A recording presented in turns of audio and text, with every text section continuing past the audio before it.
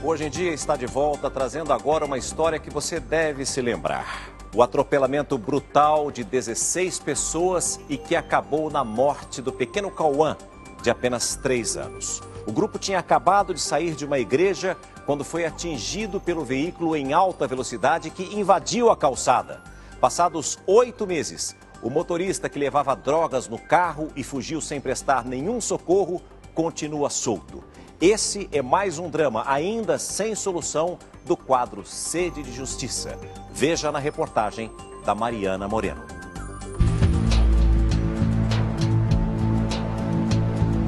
"16 pessoas atropeladas, uma morte, drogas no carro e alta velocidade. Por que este motorista não chegou a ficar preso nem um dia? Não consigo entender isso. O que acontece? Ela mata uma criança.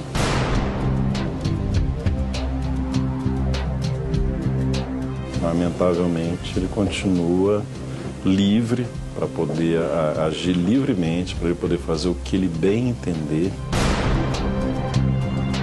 O que fez durante todo esse tempo o homem que tirou a vida do pequeno Cauã? Eu falo assim, eu não desejo a morte para ele, eu não desejo nada, eu só desejo que ele pague pelo que ele fez com meu filho, né? Porque ele tirou a vida do meu filho. Velocidade tão alta. O recomeço. Como estão as vítimas que foram atropeladas? Eu tenho medo. Da rua tem. Quando eu saio, já olho. Vejo onde está a rua. Já olho. Primeira coisa.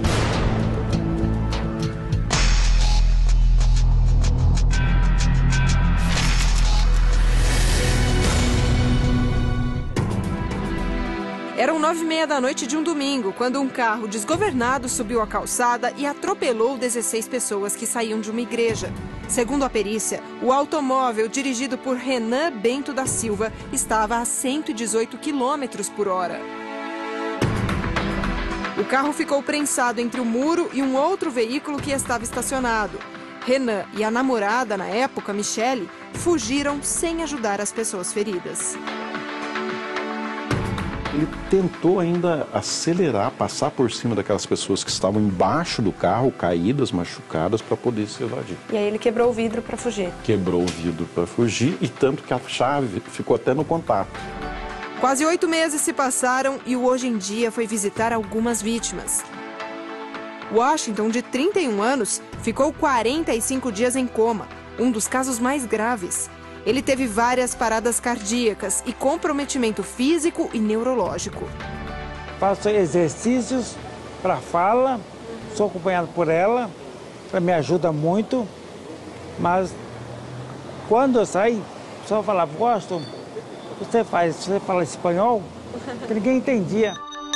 Ele diz que não se lembra de nada do que aconteceu. É o pastor da igreja onde aconteceu o acidente e foi atropelado junto com os filhos, a esposa e o irmão. Eu tenho medo. Da rua tem. Quando eu saio, já olho. Vejo onde está a rua. Já olho. Primeira coisa. E dá para ficar tranquilo com esse motorista que fez isso solto? Não. Fomos também até a casa da Kátia, outra vítima. Ela estava com 3 dos 6 filhos no momento da colisão. Foram todos atropelados. Cauã, de 3 anos, não resistiu aos ferimentos e morreu 4 dias depois. Tinha uma criança saudável, correndo, brincando, muito esperto. E ele veio por conta de um... Desculpa até falar, um safado, acabar com a vida do meu filho.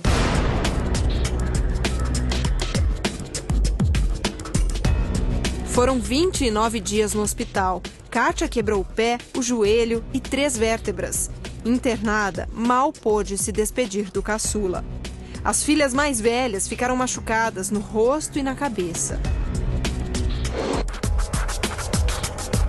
Eu falo assim, eu tô viva hoje, podia estar numa cadeira de roda, né? As suas filhas? As minhas filhas também. E quem é o motorista que atropelou famílias inteiras? Renan tem 26 anos e mora no mesmo bairro onde provocou o grave acidente. Quando era menor de idade, cumpriu medida socioeducativa por tráfico de drogas e, de acordo com testemunhas do processo, controla um ponto de venda de entorpecentes. Pouco depois da morte de Cauã, ele se apresentou à polícia, prestou depoimento e foi liberado. Antes de sair, pediu desculpas às vítimas. Peço que a Deus conforte o coração das vítimas, da família do Cauãzinho, do pastor que se encontra ainda no hospital. Peço perdão por tudo que aconteceu mesmo. Alega que fugiu do local com medo de ser linchado, mas eles só tinham aquelas pessoas, os evangélicos, que tinham acabado de sair de um culto religioso. Eles seriam linchados com o quê? Com Bíblias? As pessoas bateriam com ele com Bíblia? Como que seria isso? Né? Mas eles sempre alegam isso, que eles fogem porque ficaram com medo dos parentes da vítima, alguma coisa de ser linchado, de etc. Isso já virou uma estratégia. Sempre acontece isso. Além de atropelar 16 pessoas, causando a morte de uma criança, o motorista dirigia sem carteira de habilitação, fugiu do local sem prestar socorro às vítimas e transportava uma grande quantidade de drogas no carro. Tudo isso não foi suficiente para ele ficar preso. E se mais pessoas tivessem morrido no acidente, ainda assim provavelmente ele estaria solto. É um caso que deixa claro como as punições no Brasil são leves demais e dá a impressão de que a lei não protege as vítimas do trânsito. Como que pode? Mata uma pessoa e não acontece nada. Ele tinha vários motivos só pela droga que foi encontrada no carro. Já era para ele ter saído preso.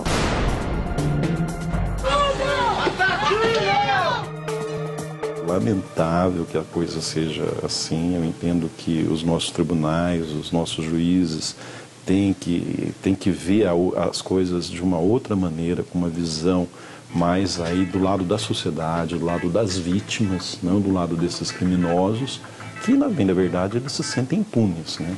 É um sentimento de impunidade, o que leva, obviamente, a cometer outros crimes. A prisão preventiva de Renan, pedida pelo Ministério Público, foi negada pela Justiça. No entendimento do juiz Paulo Abreu Lourenzino, o réu compareceu espontaneamente à delegacia, não ameaçou nenhuma testemunha e, por isso, não oferece perigo em liberdade. O sujeito aprontou, fez uma coisa muito grave. O que a sociedade espera é que esse cara fique preso desde o começo, responda isso daí preso. Não é? É isso que a sociedade espera, né? Isso que é o que a gente chama de ordem pública. Mas, infelizmente, no Brasil, as prisões cautelares são pouco utilizadas, porque se entende que o sujeito, sendo primário, tendo bons antecedentes, etc., ele não vai oferecer risco à sociedade. Não é o caso aqui, porque ele é traficante, é uma pessoa perigosa.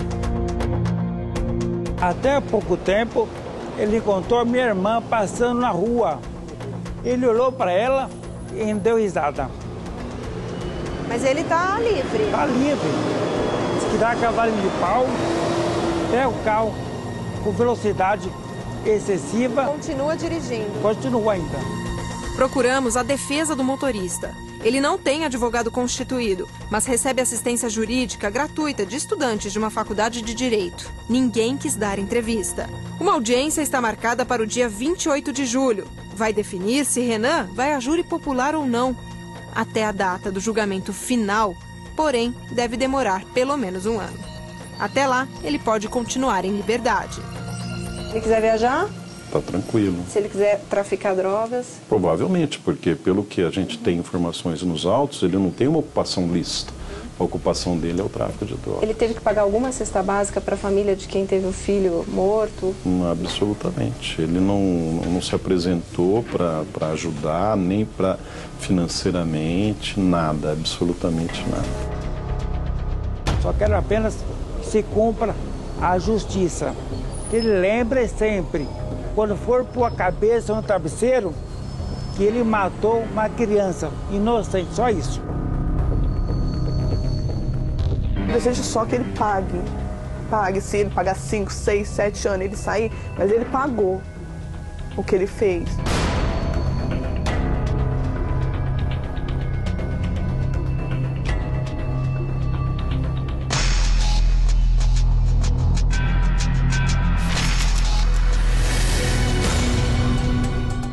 Diante de tantos acidentes com vítimas e a impunidade que nós noticiamos praticamente todos os dias, fica a questão: por que esses motoristas que matam no trânsito continuam em liberdade? O que precisa mudar nas leis para acabar com a impunidade no trânsito? É sobre isso que nós vamos falar agora com o advogado Maurício Januzzi, presidente da Comissão de Estudos sobre o Sistema Viário da Ordem dos Advogados do Brasil, Seção São Paulo. Doutor Januzzi, bom dia. Bom dia. Obrigado por ter aceito o nosso convite. O que precisa mudar no Brasil para que as pessoas sejam punidas? Na realidade, a legislação, infelizmente, principalmente do homicídio de trânsito que nós vimos, é muito branda. Ela prevê uma pena que vai no mínimo de 2, no máximo de 4 anos. Até pelos adventos de justiça que nós estamos vendo, quem é punido até 4 anos, que seria a pena máxima, começa a cumprir em regime aberto a pena, ou seja, em liberdade. Portanto, se ao final de um processo eu não serei preso, porque a medida que se impõe não é a prisão, eu não devo permanecer preso durante o processo e, portanto, há uma urgência, há uma necessidade de adequar essa legislação a uma coisa que a população pede. Ou seja, o que a população quer? Que aquele indivíduo que mate no trânsito responda como aquele que pega um revólver e atira em alguém, como se tivesse a intenção de matar, porque a diferença é apenas o instrumento que foi utilizado para matar alguém. Uns usam a arma de fogo, a faca, e outras pessoas como essa que nós vimos usam o veículo como a forma através da qual ela vai ceifar a vida de uma pessoa. E muitas vezes a pessoa sem habilitação, embriagada, com carteira de habilitação vencida, invadindo uma calçada, como foi nesse caso, inúmeros casos que nós temos registrado aqui, e nada é feito. No caso da lei, ela tem que ser uma lei nacional, isso tem que mudar a lei, ela dentro da Constituição, é uma lei nacional de trânsito. Ela não pode ser mudada no estado ou na cidade, não cabe à Câmara dos Vereadores, não é isso, tem que ser mudada em Brasília. Exatamente. É isso. Na realidade, a OAB, junto com algumas ONGs, tem esse trabalho. Eu fui o redator de um projeto de lei em que aumentava a pena e que aumenta a pena do homicídio culposo de 5 a 8 anos, justamente para que essas pessoas que matam no trânsito, como nós vimos agora, possam pelo menos pagar parte desta questão que fizeram presas. Só que os nossos deputados, que são aqueles que devem mudar, porque, como você disse, a legislação é federal, é o Código de Trânsito Brasileiro, que deve ser alterado no artigo 302, me parece que não há vontade política dos nossos deputados e dos nossos senadores para que se faça uma punição mais rigorosa com relação a esses fatos. E constantemente nós vemos casos como esse, como vimos hoje aqui no programa, em outras reportagens, pessoas que matam e saem sem nenhum dia presas em virtude desses graves acidentes que vêm ocorrendo. Por isso que é sempre importante a manifestação do povo. Por isso é importante que você cobre do deputado, que você faça a lista com abaixo-assinado, para que as leis possam mudar. Eu sou completamente leigo, eu sempre digo isso, mas eu sou favorável, o Brasil é muito grande, eu sou favorável de que as leis sejam municipais, estaduais e federais. Cada estado tem que ter a sua lei, cada cidade tem que ter a sua lei. E aí o Brasil vai seguir por um caminho muito melhor e mais fácil de ser administrado, na minha modesta opinião. Doutor Januzzi, muito obrigado pela sua presença junto com a gente aqui.